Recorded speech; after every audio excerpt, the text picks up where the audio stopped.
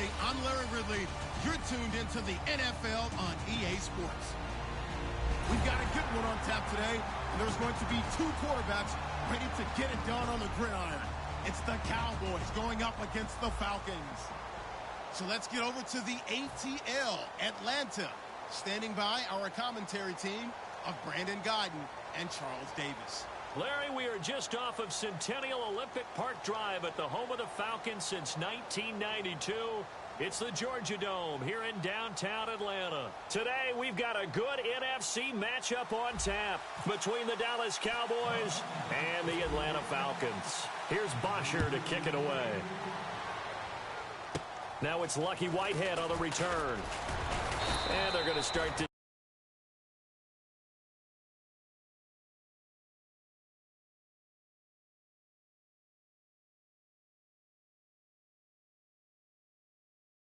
good shape as they get it up past the 30.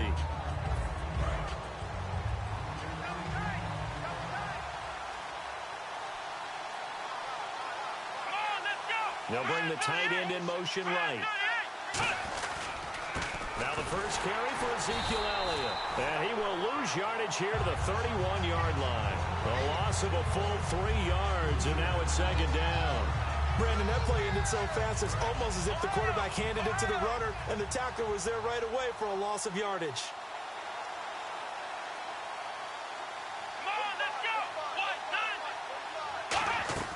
Prescott now on second down.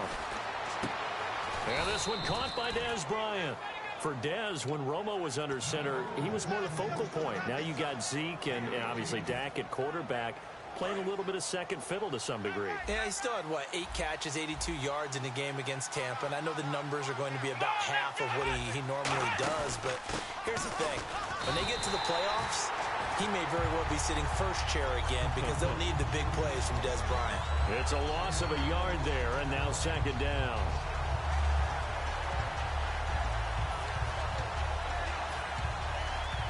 So now 11 yards to go for this offensive unit. It's second down.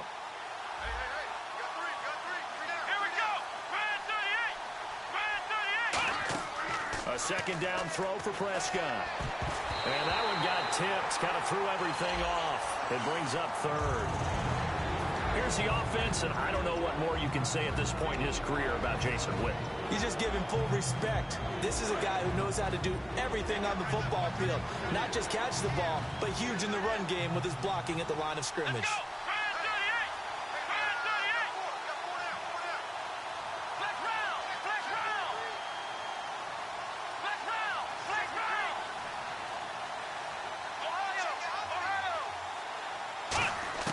On third down, it's Prescott. He completes it to Bryant. And he's got the first before he's brought down at the 39-yard line. And he's already got 2 catches on the opening drive. They know he's going to be a handful. And sometimes you game plan for that offensively. You want to make sure that guy touches the ball, and sometimes it just happens naturally.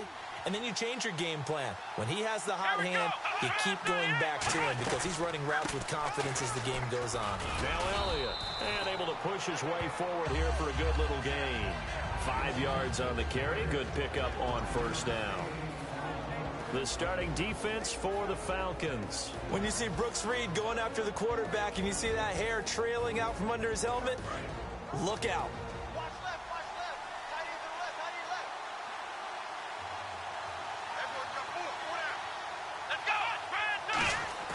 They go to Elliott again. And he'll go down at the 28. It's a pickup of 6 and good enough to move the chains. That's a good, nice, crisp run for a first down. I wonder if the defense might have been loosened up a little bit, maybe anticipating a pass instead of the run that they got.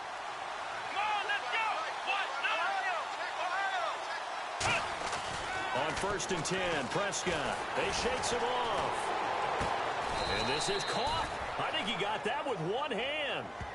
They'll get 17 yards there. And it'll be first down, Cowboys.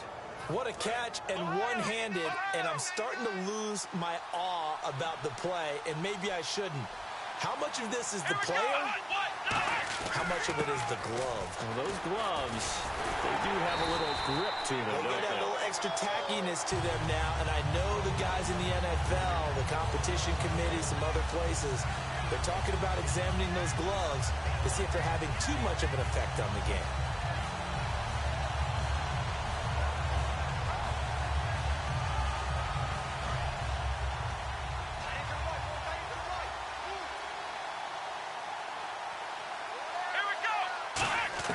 Second down, Prescott. And he can't corral it. Maybe a big missed opportunity there defensively in the end zone. And now third down. A missed opportunity for an interception would have killed off a drive. He had a chance there to finish things off. Didn't get it done. I guess that's why a lot of those guys do not play offense. Here we go. Prescott from the gun on third. That's complete right around the 8. And he's able to work it here to the 8-yard line. Now it looks like we got the big tight end still down after the last play. Well, you can bet that they would hate to be without his services. And the Cowboys will call on Dan Bailey here. From the left hash, should be a fairly easy one here. And Bailey able to knock it through. And the Cowboys are going to jump out to a 3-0 lead. And Charles, they get the field goal. Took them a dozen plays, though. Work with me on this one. You know what I'm about to say, right? Bend but don't break. That's what came into play here for the defense. 12 plays were run at them. They only gave up 3 points. In a lot of ways, that's a win for the defense.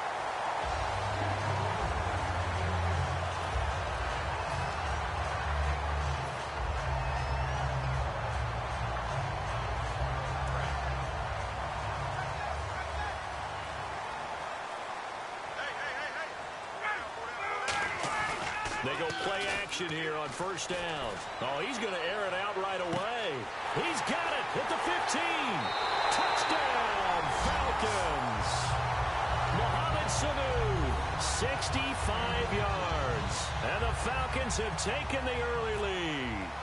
And correct me if I'm wrong, that was just a simple fly route, wasn't it? No, there's nothing to correct at all. You got it down pat. And I just remember as a player, when I'd be in practice sessions, and I'd hear 9 from the receivers. That meant fly route, go. Uh-oh, look out. That was the 9, and he just kept going all the way into the end zone for the touchdown.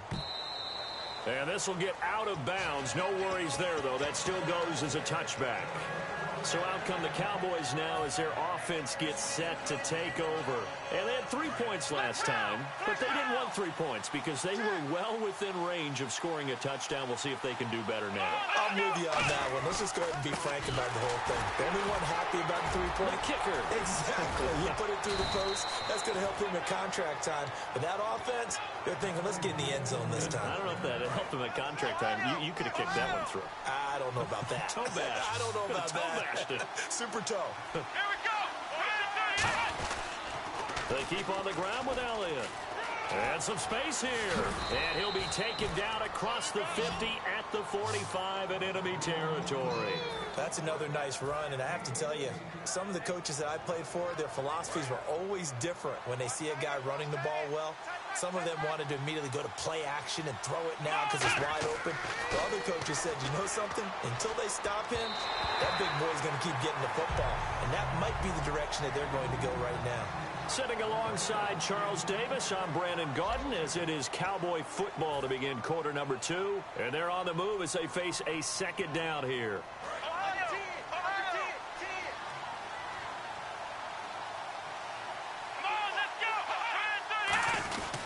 They'll give to Elliott. And he's going to get stopped up quickly. Give him a yard down to the 43. Tough day, tough sledding right there, and it's been that way the entire game. Not a whole lot of room to ramble for him. Yeah, you're right. It's been that way all afternoon. Didn't get a whole lot better there. They'll put 2 receivers left, 2 to the right.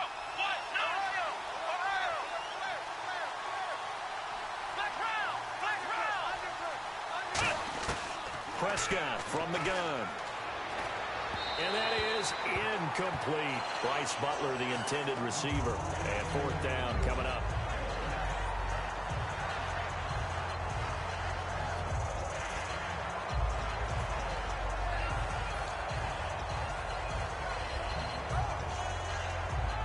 So here we go. The offense is going to stay out there. They're going for it on 4th and 8. Let's go. 1-9. And he goes in motion here in the backfield. Now Prescott on 4th down. And it is incomplete. Well, partner, recently we've had a lot of MVP discussions. Here's the thing I wanted to ask you. A guy like David Johnson having a great year, but his team's below 500. Should he be able to win the MVP award? Personally, I think so. I think what always hurts a guy like David Johnson in that position is if you have other people having monster years as well.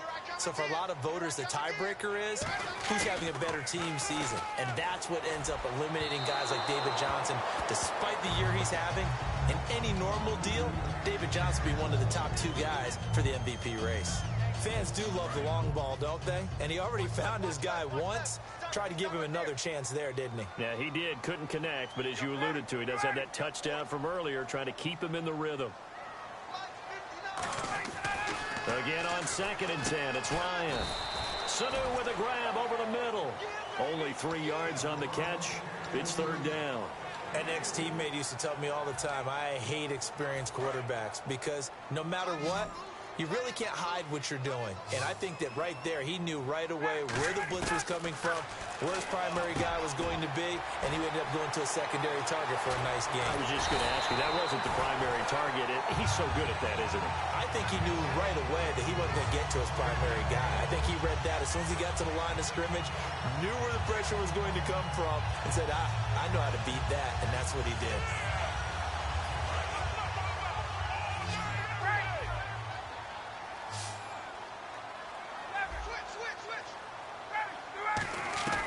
Again, Ryan. Oh, that was dangerous.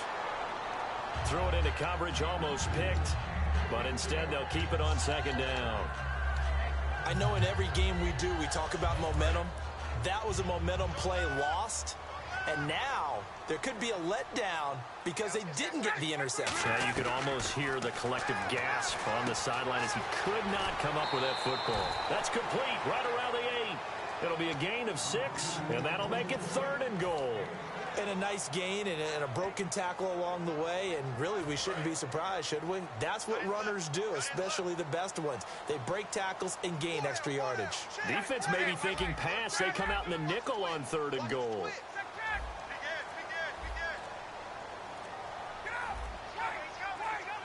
Play clock winding down. They'll look to run with Freeman. And he gets in. Touchdown, Atlanta. Devontae Freeman taking it in from 2 yards out. And the Falcons will extend their lead. And his kick is right through.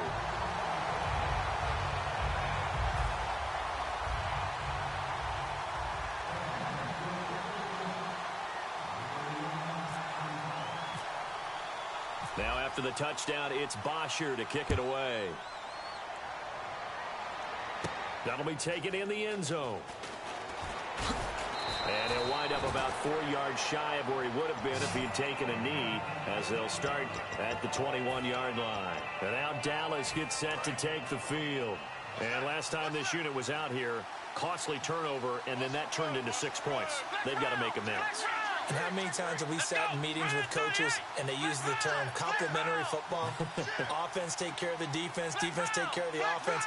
That didn't happen on the last possession. This is a chance for them to pick themselves back up and help their team. Yeah, we'll see if they can recoup and recover. Happy holidays, everyone. It's a great time of year, isn't it? And I know that we've had a blast doing these updates here for Madden. And we certainly hope that you've had a blast receiving them. Now, Week 16, we will not have updates for you, but we'll be back for Week 17. We will indeed. I like how you just popped in there right after the incompletion. Happy holidays, very enthusiastic. No, certainly, everybody enjoy the time with friends and family, and looking forward to 2017. He's going to launch this thing way downfield. And incomplete there. A nice hit. Jars the ball free and brings up 3rd down. On every offensive coordinator, every play caller sheet, they have about 5 or 6 plays per game that they call shot plays or big plays, and you don't get many opportunities to dial them up. And there's one that's intercepted. A great read, and it's picked off. And he will bring this down inside the 10 to the 8-yard line. Atlanta now coming out on the field. And that last drive, a long drive, but not just that. They had a great air attack going. Do they stick with that? I would think that they would, because if they were confident enough to do it on the last drive, starting backed up in their own territory, why would you change anything? They've got to be confident about what they're presenting and continue to do so. Yeah, because the secondary, they really look clueless. And that was amazing because that drive went and went, no adjustments, and no big plays by the defense to knock the ball away. They come up in an offset eye. On second down, Ryan. That's caught at the 1. The reception good for 7. It's third down. And that's why defensive coaches preach swarming to the football. It's usually going to take more than one guy to get that big man down. And it did right there. Multiple broken tackles, but they eventually get him down. The line of scrimmage is the 2 here on 3rd and goal.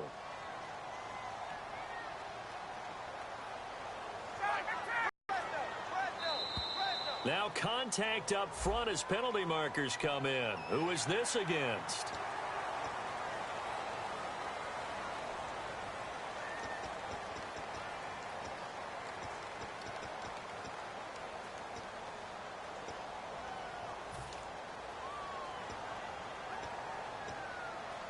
They're knocking on the door as they come to the line here on 3rd and goal from the 1.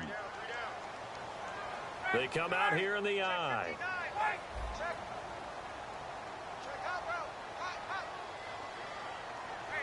They come out with 1 back and 3. And he will take it in for a Falcon touchdown.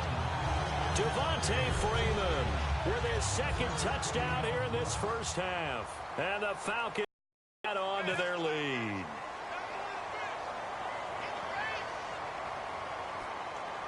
Whoa! He just yanked that one well.